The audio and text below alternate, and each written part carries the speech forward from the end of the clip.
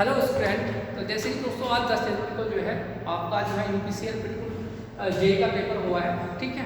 तो मैं उसका सॉल्यूशन प्रोवाइड कर रहा हूँ आपको। तो आप देखिए आपका कितना स्कोर आ रहा है, आप जो है आराम से देख लीजिए। आपके पास पूरा डिटेल में सॉल्यूशन आ रहा है। तो आपके पास जितने भी आपके पास 100 के 100 क्वेश्चन है तो सबके जो है आपको मैं डिटेल में आंसर प्रोवाइड कर रहा हूँ, ठीक है। तो देखते हैं मेरे पास सेट जो है डी है, डी सेट का मेरे पास ये पेपर मिला, एक बच्चे ने भेजा मुझे, तो मैं जो है उसको करा दूँ। तो सेट डी के आपके पास ध्यान रखें। तो इसके क्वेश्चन आपके पास देखिए, क्वेश्चन देखिए भैया। तो सेट डी का पहला क्वेश्चन है,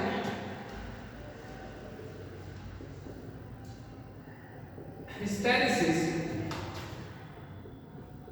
loss in a magnetic material, magnetic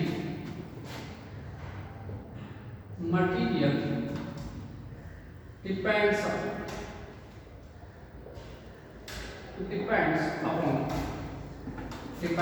upon option इसने ऐसा दिया है, एरिया ऑफ हिस्टेरेसिस।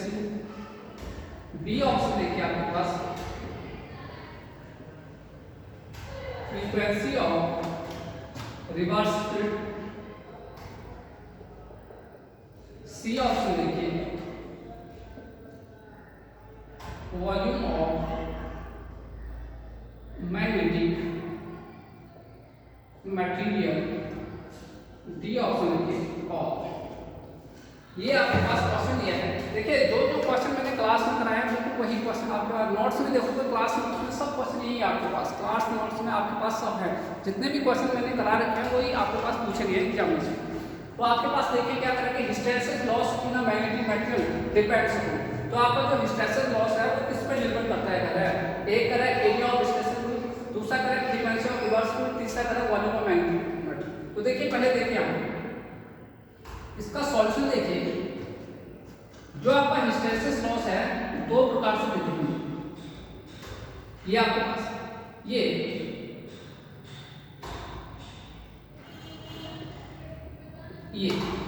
तो ये BH कर्व कहेंगे, इसे मैग्नेटाइजेशन कर्व कहेंगे, आप जो भी नाम करोगे। इस नाम का है BH कर्व बोलिए या मैग्नेटाइजेशन कर्व बोलिए, कुछ भी बोलिए इसे।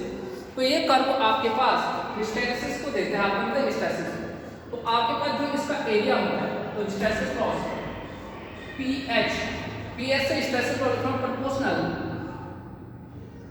Area of loop. ये एरिया ऑफ, तो यहां से पता चला कि हिस्टेरेसिस लॉस किस पे निर्भर कर रहा है? एरिया पर। तो यहां से पता चल गया एरिया पर।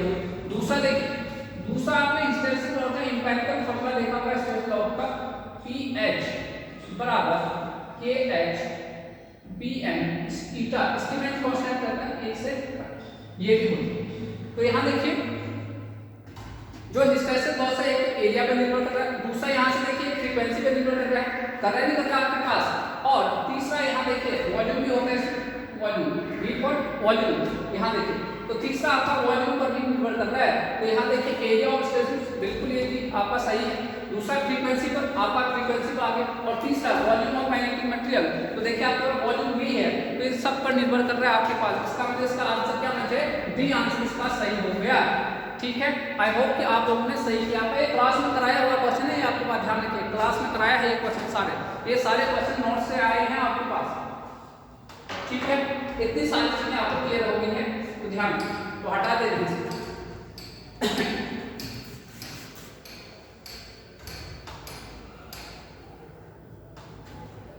क्वेश्चन नंबर 2 सेट डी क्या है, ध्यान रखिए। Question number 2,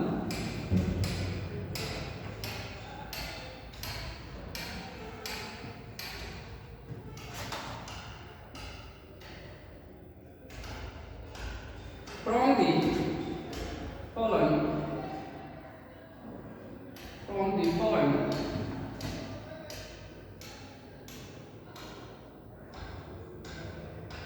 the expression of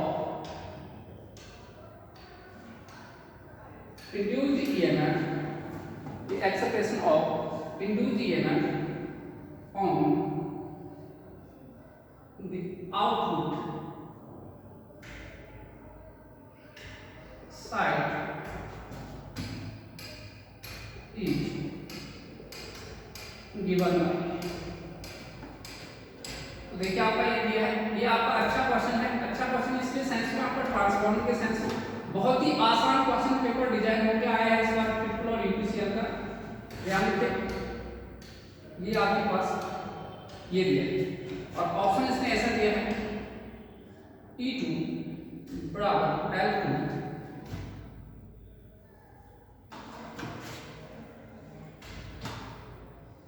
E2 बराबर L2 dI2 dt plus M dI1 dt। ये ऑप्शन देखिए E2 बराबर L2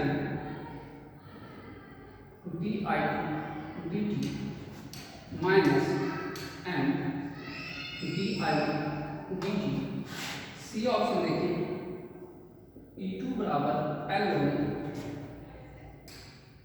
dI2 dt plus M dI2 dt और डी ऑप्शन देखिए E2 बराबर L1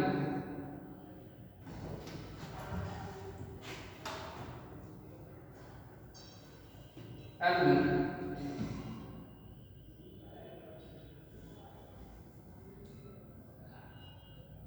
L1 dI1 by dt plus M dI2 by dt। तो आपका एक ट्रांसफॉर्मर का एक क्वेश्चन दिया गया है, ट्रांसफॉर्मर से रिलेटेड एक क्वेश्चन आपको दिया गया है, ये आपको पूछा। तो देखिए इसका सॉल्यूशन बहुत ही आसान क्वेश्चन है। आपका एक जनरल एक नॉर्मल ट्रांसफॉर्मर है, उसको देखिए उसमें क्या क्या होता है वो देखिए। एक जो नॉर्मल ट्रांसफॉर्मर है उसमें आपके पास क्या क्या चीजें होती हैं वो देख लीजिए। आपके पास क्या क्या होते हैं जनरली, हम क्या मानते हैं, इसको प्राइमरी मानते हैं। तो ये करंट हो गया I1, ठीक है। ये आपका क्या होगा बाहर लोड की साइड I2। ये आपको एक जनरल जब नहीं दिया तो आपको ऐसे एज्यूम करना है जो जनरल चल रहा है ट्रांसफॉर्मर से। आपको भले करंट का डायरेक्शन नहीं देना, नॉर्मल करंट ट्रांसफॉर्मर तो ये होता है सोर्स से आता है और लोड में जाता है करंट, इसलिए हम और इसके बीच में आपका म्यूचुअल इंडक्टेंस आपके पास ये देखिए आपके पास। तो इस समय आपके पास ये पूछा है E2 के बारे में, इसके बारे में पूछा है E2 के बारे में। E2 कितना होगा भाई, ट्रांसफॉर्मर के प्राइमरी साइड को आपको क्लास में बताया है E1 नाम से देते हैं और सेकेंडरी साइड को E2। इस समय आपने इसको E2 माना, ठीक। अब आपको ओनली E2 पे है तो देखिए डॉट का क्या रूल होता है, डॉट का रूल ये रहता है कि आपके पास अगर ये करंट अगर डॉट पे एंटर कर रहा है तो उसे प्लस मानना है, और अगर करंट डॉट को छोड़ रहा है तो उसे क्या मानना है, नेगेटिव मानना है। तो अभी इसमें मुझे सिर्फ E2 चाहिए, E2 पर सिर्फ ओनली असर किसका आएगा, म्यूचुअल इंडक्टेंस के केस में I1 का आएगा और खुद का करंट आपके पास। तो यहाँ देखिए तो इसका मतलब ये हुआ ओनली करंट आपको क्या कंसीडर करना है, ओनली I1। तो I1 कंसीडर करिए, I1 कंसीडर करा तो ये करंट I1 कहां पर इंटर कर रहा है आपके पास, ये आपका L1 है ध्यान रखिए और ये L2 है। ये करंट डॉट पे इंटर कर रहा है तो इसे प्लस नाम दोगे, ये क्या होगा माइनस। इसका मतलब जो दूसरा वाला है यहाँ पर केवल आपको I1 कंसीडर करना है इसमें। तो आपके पास यहाँ पर जो आया ये डॉट और ये प्लस, ये तो डॉट, ये डॉट को अगर ये डॉट में प्लस है तो इस डॉट में क्या होगा प्लस होगा, ठीक है। इसका मतलब ये हुआ कि I1 के कारण जो पोलैरिटी आएगा यहाँ पर वो क्या आएगा, ऊपर की ओर माइनस नीचे की ओर प्लस, ये आ गया, ठीक। यदि आपके I1 के कारण जो आपका ये, और ध्यान रखिए ये किसी और पर निर्भर कर रहा है तो डिपेंडेंट है इंडिपेंडेंट, जैसे पोलैरिटी आ रहा है तो वोल्टेज सोर्स की बात करेंगे, लेकिन यहाँ देखिए आपके पास ये किसी और पर निर्भर करता है डिपेंडेंट सोर्स। आपको पूरा क्लास में A to Z सारी चीजें करा रहे हैं इतना आसान से, तो आपके पास ये ऊपर की ओर तो आपका ये आएगा माइनस प्लस, ये आ गया आपके पास, किसके कारण आया ये, और यहाँ पर M भी है आपके पास। तो ये देखिए आपके पास ये साइन आ गई, ये माइनस ऊपर माइनस नीचे प्लस, ये इसके कारण आया। कौन आया M, कौन था dI1 अपॉन dt, क्योंकि जब आपका डिपेंडेंट है किसके कारण, I1 के कारण है। दूसरा यहाँ पर इसका खुद का क्या होगा, एक LB है, दूसरा LB है इसके पास, ये L2, ये अब निकालिए आपके पास टोटल, तो टोटल आपके पास कितना होगा तो आप यहाँ से निकाल सकते हो, ठीक है। तो इतना आपको क्लियर रहना चाहिए। ठीक हो गया। तो आपके पास E2 बराबर क्या आएगा, यहाँ देखिए एक खुद के कारण को आधा उसका वोल्टेज क्या होता है L2 di2 बाय dt, और दूसरा ये वाला जाता है तो इसे क्या कहेंगे आपका M di1 बाय dt, या yes L2 di2 sorry L2 ये di2 है minus M di by dt। तो आपके पास देखिए आपका कौन सा ऑप्शन मैच होता है, बी वाला ऑप्शन दिख रहा है। ठीक है, इतनी बात आपको ध्यान में रखना है कि कैसे आप ये चीजें आ रही। तो यहाँ पर तो ये हो गया आपके पास सिंपल सा फिगर। वैसे भी आपका जब ये अपोजिट लोब होते हैं तो अपोजिट लोब होते हैं तो ये वाला आपका साइन ए क्या होता है अपोजिट रहता है। तो यहाँ देखिए आपके पास L2 di2 ये खुद के करंट के कारण जो वोल्टेज आएगा इसमें वो तो होगा क्या होता है V, जो खुद के इंडक्टर में वोल्टेज क्या होता है VL बराबर L di2 di by dt खुद के कारण। और ये वाला कैसा आया निगेटिव सिंबल के कारण है, ये वाला कैसा है निगेटिव। क्यों आया निगेटिव, क्यों हुआ देखिए डॉट पे इंडक्टर रहता है प्लस मानोगे, ठीक है, तो यहाँ का डॉट यहाँ पर है तो ये प्लस हो गया, तो ऊपर क्या हो गया निगेटिव, तो ऊपर केवल निगेटिव नीचे केवल प्लस। तो आपके पास दोनों वोल्टेज को ऐड करोगे तो इसके कारण एड, तो ये देखिए आपको ऐड करोगे तो आपके पास ये माइनस होगा। ठीक है, ये वाला वोल्टेज आपको क्लियर रखना चाहिए, तो इसके कारण आया। अगर यही चीज आपके पास दूसरा होता आपके पास, अगर आपके पास यहाँ पर प्लस आ रहा होता, यहाँ पर माइनस आ रहा होता, यहाँ प्लस, तो मैं यहाँ पर क्या लिखता है प्लस लिखता। ठीक, ध्यान रखिए। तो इसका आंसर क्या हो गया बी ऑप्शन। ये अच्छा क्वेश्चन है, बहुत सारे क्वेश्चन आपको करा रखे क्लास में। नेक्स्ट तीसरा क्वेश्चन, तो केवल हमें E2 के बारे में जानना था तो इसलिए था, E1 के बारे में तो कोई मतलब ही नहीं था इसमें, तो उसके बारे में ज्यादा डिटेल में नहीं। अब देखिए क्वेश्चन नंबर 3 के बारे में।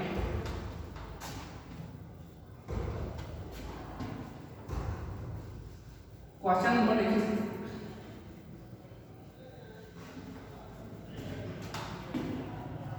क्वेश्चन नंबर 3,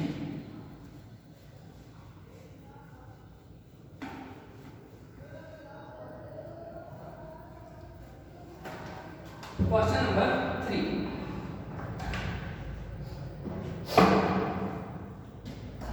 ये क्वेश्चन नंबर 2 था, इससे पहले का क्वेश्चन नंबर 2 था। Question number 3,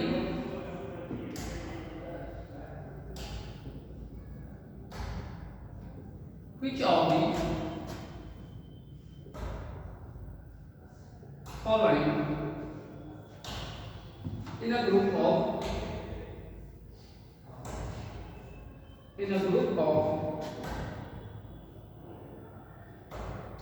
passive device only। Option A देखिए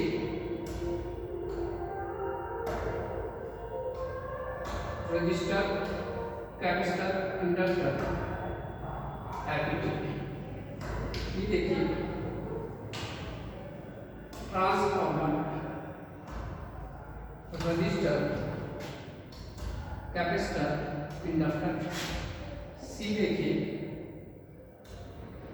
डायोड, कैपेसिटर, इंडक्टर, रजिस्टर।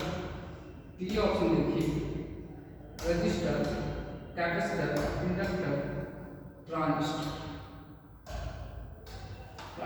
ये आपके पास क्वेश्चन है तो ध्यान रखिए। कह रहे कि which of the following in a group of passive device होंगे, केवल पैसिव डिवाइस होंगे। पैसिव डिवाइस होते हैं जो सोर्स की तरह काम नहीं करते हैं।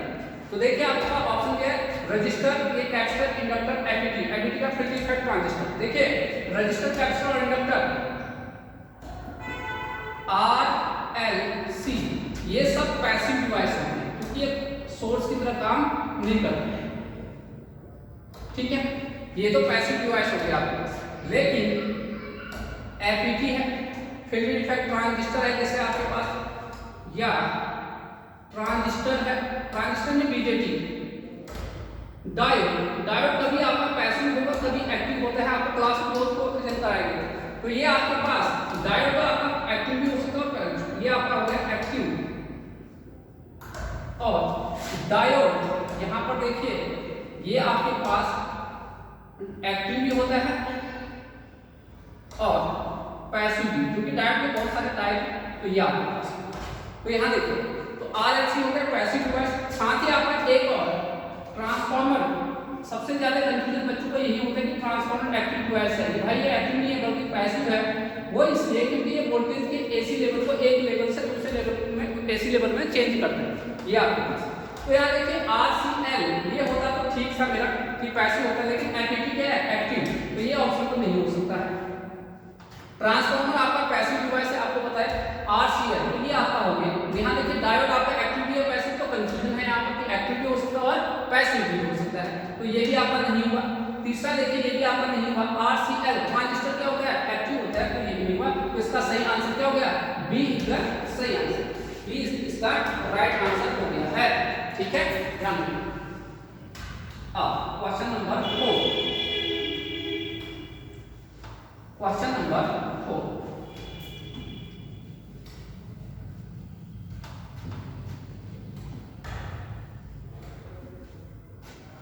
Question number 4,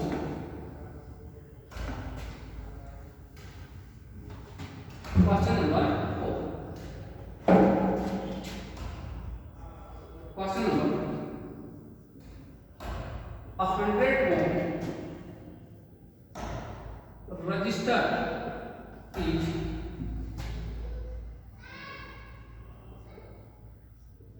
connected to 220 volt 50 Hz AC supply, AC supply.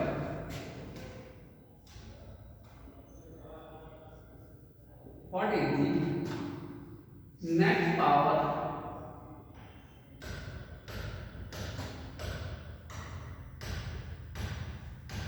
consumed for a complete cycle? Complete cycle. Option A दिया है 220 यानी स्क्वायर, ऑप्शन बी दिया है 484 वाट, ऑप्शन सी दिया है 220 वाट, ऑप्शन डी दिया है 100 वाट। ये दिया है आपके पास। ठीक है, आपको इतना आपको पूछा था। एक 100 ओम का रजिस्टर है, कनेक्टेड किससे कनेक्टेड किया, 220 वोल्ट और 50 वोल्ट एसी सप्लाई से कनेक्टेड करता है। आपको net power consumed for a cycle, net power बताना है। ठीक है, एक साइकिल के लिए कितना नेट पावर होगा ये बताना है। तो देखिए आपको गिवन क्या क्या है, R बराबर 100, ये पूछा है। वोल्टेज बराबर कितना 220 वोल्ट। पावर का फॉर्मूला क्या होता है, पावर नेट बराबर V square upon R। V का मान रखिए 220 गुना 220, R का मान देखिए कितना दिया है 100, 2 जीरो से 2 जीरो कैंसिल तो 484 वाट। तो P नेट का मान आ गया आपका 484 वाट। ये आंसर आ गया आपके पास। इसका मतलब कौन सा ऑप्शन सही बैठ रहा है, बी ऑप्शन इसका भी सही हो गया। तो देखिए इतना आसान सा क्वेश्चन आपको पूछा गया, 484 वाट आपको पूछा गया।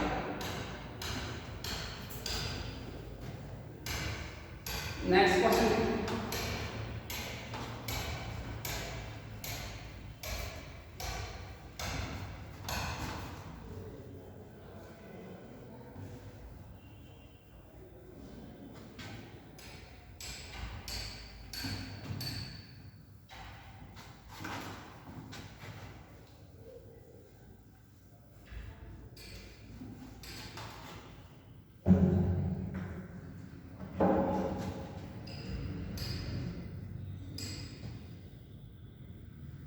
Next question, deform factor is the ratio, deform factor is the ratio A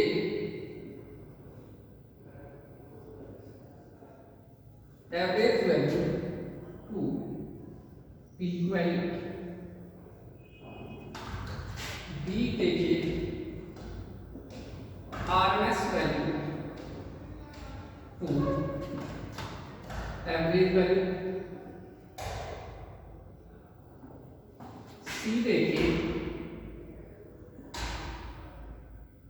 average value to RMS value, B option will be peak value to RMS। ये आपके पास है। देखिए ये क्वेश्चन हर बार लगभग हर एग्जाम में आता है, रिपीटेड क्वेश्चन है, बहुत बार पूछा गया है क्वेश्चन। तो फॉर्म फैक्टर आपका क्या होता है? देखिए रिपल फैक्टर होता है और फॉर्म फैक्टर होता है। फॉर्म फैक्टर क्या होता है? फॉर्म फैक्टर को देखिए एफ से लिखते हैं। एफ का मतलब फॉर्म फैक्टर होता है, और फॉर्म फैक्टर होता है आपका रेशियो होता है RMS value upon form factor average value. Average value, average value का मतलब होता है डीसी वैल्यू, ठीक है। तो ये आपका फॉर्म फैक्टर का मान होता है, हर बार पूछा जाता है क्वेश्चन। तो इसका कौन सा ऑप्शन? बी ऑप्शन सही होगा। कौन सा ऑप्शन? बी ऑप्शन यहां से सही हो गया। ठीक, नेक्स्ट देखिए।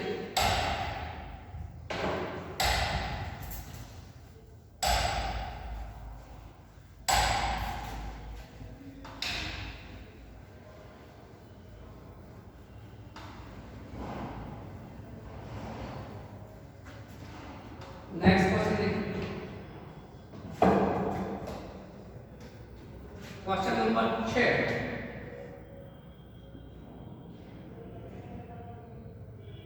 In reference to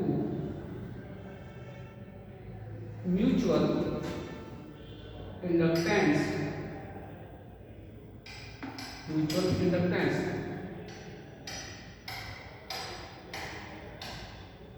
the value of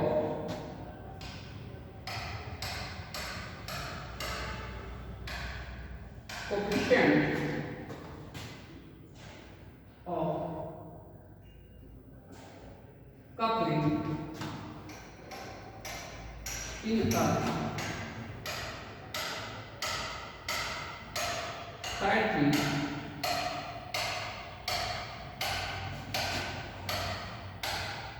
coupled coil, A option है 1, B option 0, C option 98, D option 0.5। ये आपको पसंद है, ठीक है।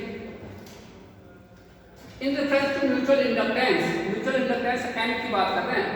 The value of coefficient of coupling, आपको निकालना है value of coefficient of coupling.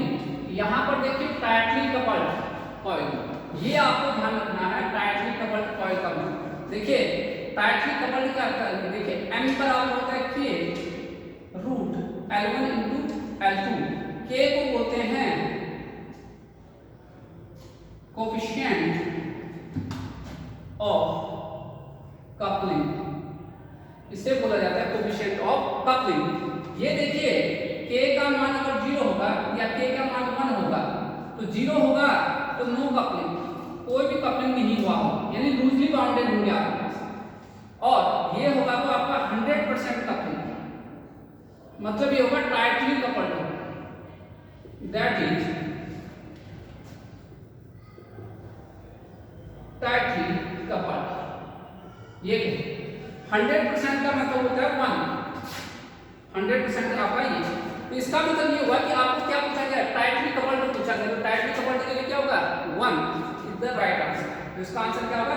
1, A option हो गया इसके पास। क्या हो गया? A option. नेक्स्ट देखिए, अगर 0 होगा तो कोई कपलिंग नहीं होगा। नेक्स्ट क्वेश्चन नंबर 7 की आई।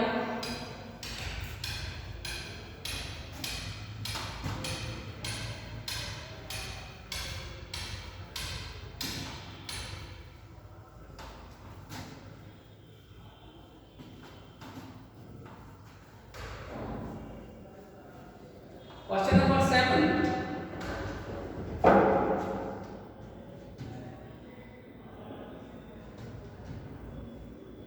if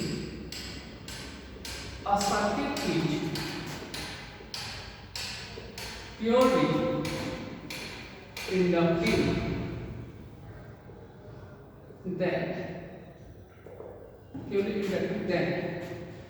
ए देखिए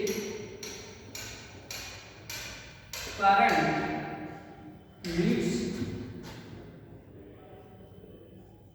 voltage by 90 B current and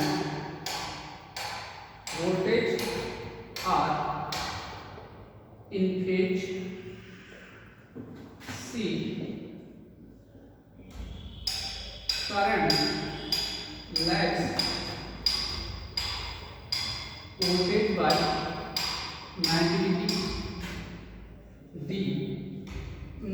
NOTA का मतलब ना नोट दी अब देखिए क्वेश्चन एक सर्किट दिया है जो प्योरली इंडक्टिव है। प्योरली इंडक्टिव मतलब कोई भी रेजिस्टिव इसमें पार्ट नहीं है, तो बताए उसमें क्या होगा, अगर लैग होगा या लीड होगा। देखिए बच्चों सबसे पहले बात दोस्तों देखिए जो लैग और लीड का कॉन्सेप्ट लेते हैं वो लेते हैं हम लोग करंट के बेस पर लेते हैं, करंट के बेस पर लेते हैं। अगर देखिए अगर आपका इंडक्टर है, ये देखिए इंडक्टर में देखिए आपके पास ये आपका रिफरेंस ले लो वी रिफरेंस वोल्टेज ले लो अगर आपके पास, तो इंडक्टर में क्या होता है जो करंट होता है प्योर उसमें वो आपका ये आता है 90 डिग्री होगा भाई, 90 डिग्री का आएगा आपके पास क्योंकि प्योर है, तो इसका मतलब ये है। अब ये आ गया आई, अब ये लैग करेगा लीड करेगा वो देखिए यहाँ देखिए आपके पास ये होता है स्टैंडर्ड, ये भाई आपका रेफरेंस ये है, ये रेफरेंस है या इस रेफरेंस से या तो यहाँ जा सकते हैं यहाँ पे जाओ। अगर आप ये कैसे जा रहे हो एंटी क्लॉकवाइज, ये आपका एंटी क्लॉकवाइज जा रहे हो तो आपका पॉजिटिव साइन एंटी का मिल जाता है। अगर ये क्लॉकवाइज जाओगे तो इसका मतलब यहाँ पर कैसे साइन नेगेटिव साइन लोगे तो आपके पास प्लस साइन का मतलब आपका होगा लीड, माइनस का मतलब लैग। तो यहाँ देखिए आप रेफरेंस से यहाँ कैसे जाओगे, ऐसे जाओगे कितना डिग्री 90 डिग्री पर। इसका मतलब हो गया कि मेरा जो करंट है वोल्टेज से, करंट और वोल्टेज से कितना डिग्री 90 डिग्री पर लैग कर रहा है। तो माइनस साइन देखिए आपका एंटी साइन नहीं होता आपका, ये स्टैंडर्ड है यहाँ पे, ये आपका स्टैंडर्ड है आपके पास, ऐसे करके लिया जाता है। तो इट मींस ये हुआ कि आपका क्लोज इंडक्टर में आपका वोल्टेज आपका लीड कर रहा है किससे, करंट से 90 डिग्री लीड कर रहा है। यहाँ पर आपका करंट के सेंस में तो करंट वोल्टेज से क्या कर रहा है, लैग कर रहा है कितनी डिग्री 90 डिग्री पे कर रहा है, ध्यान रखिए। तो इसका मतलब ये हुआ करंट आपका लैग कर रहा है वोल्टेज से 90 डिग्री। अगर प्योर इंडक्टर नहीं होता तब भी लैग होता, लेकिन आपका 90 डिग्री में तो 90 डिग्री से थोड़ा कम हो जाता, 90 से कम हो जाता वो एंगल क्या होगा। तो ये आंसर है। नेक्स्ट कितने question, 7 question.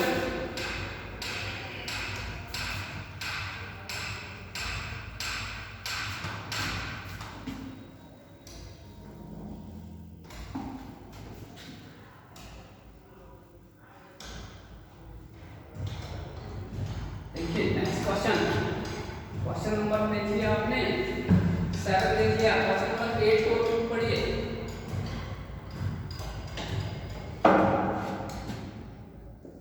Question number 8,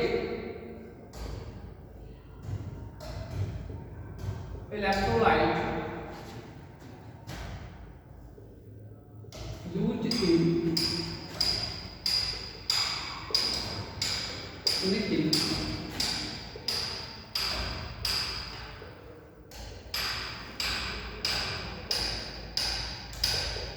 battery A H2SO4 B KOH C NaOH B not. एक electrical electrolyte used in nickel cadmium battery. देखिए इलेक्ट्रोलाइट का इसमें आप डिसॉल्व करा जाता है इस चीज को, तो आपके पास निकल कैडमियम बैटरी में क्या होगा ये पूछा है। तो भाई इसमें पोटेशियम हाइड्रोक्साइड KOH का यूज करते हैं, इलेक्ट्रोलाइट के रूप में किसका यूज करते हैं KOH। तो आपका ऑप्शन क्या होगा बी। तो देखिए आपके यहाँ पर निकल कैडमियम बैटरी में इलेक्ट्रोलाइट के रूप में पोटेशियम हाइड्रोक्साइड बोला जाता है, KOH पोटास भी बोलते हैं इसे, पोटेशियम हाइड्रोक्साइड का यूज किया जाता है, पोटेशियम हाइड्रोक्साइड का यूज करते हैं।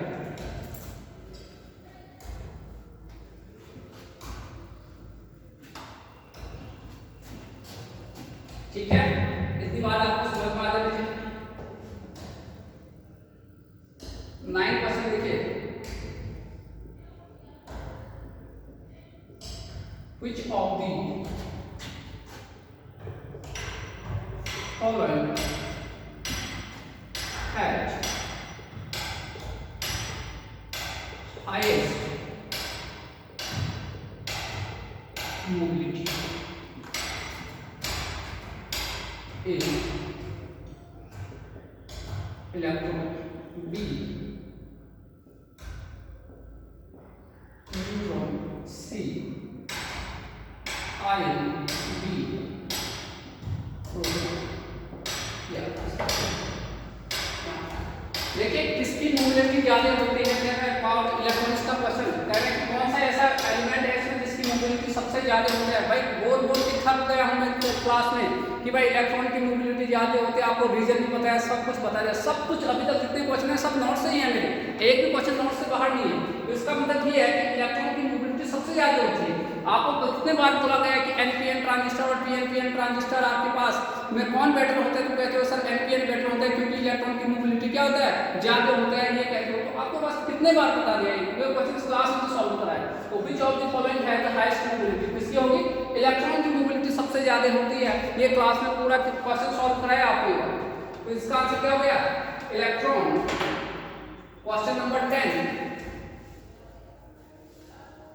क्वेश्चन नंबर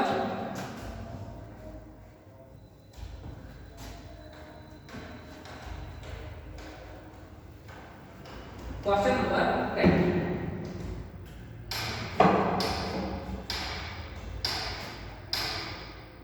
तो क्वेश्चन नंबर 10 देखिए, आपको रेजिस्टेंस RAP निकालना है।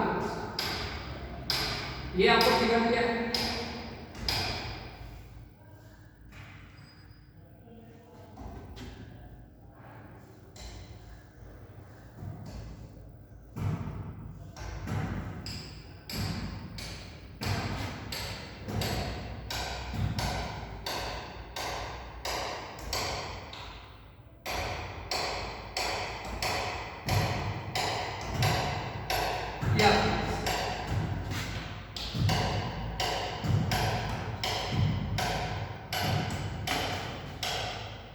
या ये A है और B, ये आपको RAB यहाँ से आपको निकालना है। ठीक है, ऑप्शन ऐसे दिया आपके पास 7/3 किलो ओम, बी ऑप्शन दिया है 1/3 किलो ओम, सी 2/3 किलो ओम, डी आपका 4/3 किलो ओम। ये आपका क्वेश्चन दिया है। तो इसका इक्विवेलेंट सर्किट आपको इक्विवेलेंट रेजिस्टेंस आपको बताना है। यहाँ देखिए ये है, सबसे पहले ये वाला देखिए, ये वाला पोर्शन सर्किट का भाग ही नहीं है, इसका मतलब इसको हटा दीजिए, ये है ही नहीं आपके पास सर्किट का पोर्शन ही नहीं है, तो ये आपका हट गया, ये हट गया है। तो यहाँ देखिए अब ये सब एक ही पॉइंट पर आ गए, तो इसका मतलब ये और ये तीनों पैरेलल में चलेंगे। ये तीनों किसमें चलेंगे पैरेलल में चलेंगे। तो ये पैरेलल में चलेंगे जब तीन लोग पैरेलल में हैं। भाई आपके पास जब n रजिस्टर आपका सेम मान है और पैरेलल है तो R इक्विवेलेंट इनका क्या होगा, इनका R इक्विवेलेंट क्या होगा R/n ये होता है। R का मान इन तीनों का क्या है 1, कितने हैं 3, तो आपके पास ये 1/3 आ, इन सब का मान किसके बराबर आ गया 1/3 ओम। अब ये और ये किसमें चलेंगे सीरीज में, तो RAB बराबर 1 + 1/3 तो कितना आ गया 4/3 ओम। तो RAB देखिए आपके पास 4/3 ओम, कितना आ गया 4/3 ओम। अब देखिए क्वेश्चन में, देखिए क्वेश्चन में किलो ओम दे रखा है, क्वेश्चन में किलो ओम दे रखा है और आपका आंसर किसमें आ रहा है ओम में, तो आपका क्वेश्चन मैच नहीं हो रहा है। इसका मतलब ये हुआ कि इसके सारे इसके ऑप्शन है आपके गलत हो गए, ऑप्शन क्या क्वेश्चन के गलत है, आपका आंसर 4/3 होगा। तो हो सकता है कि आयोग क्या करेगा, अब जो है इस पर जो है आप ऑब्जेक्शन करेगा, या आयोग ये करेगा कि इस क्वेश्चन पर सभी को जो है 1 नंबर दे देगा, या आपका ये क्वेश्चन ही हटा देगा। तो आंसर 4/3 है, तो कोई भी आंसर आपका मैच नहीं होगा। ये आंसर मैच होगा लेकिन कब, जब आंसर ये किसमें होता है किलो ओम। तो यहाँ पर लिखिए नो ऑप्शन इज मैचिंग, कोई भी आपका ऑप्शन मैच नहीं हो रहा है। तो इसका आंसर क्या हो गया 4/3 ओम आया आपके पास। ध्यान रखिए, तो ये आपके पास ध्यान के बाद जिन बच्चों ने एग्जाम दिया है ध्यान रखिए आप इसमें जो है क्या करिएगा, आप जो आपको पास मिलेगा ऑब्जेक्शन का ऑब्जेक्शन करिए, तो आप या मेल करिए आयोग को, तो उससे क्या हो जाएगा कि सब लोग को या तो सबको एक एक मार्क्स मिलेगा या फिर क्या होगा इस क्वेश्चन को हटा देंगे। No option is match. तो दोस्तों ये तो था आपके पास पहला पार्ट जो है 10 क्वेश्चन के पार्ट। ठीक, आई होप कि आप लोग को समझ रहा हूँ।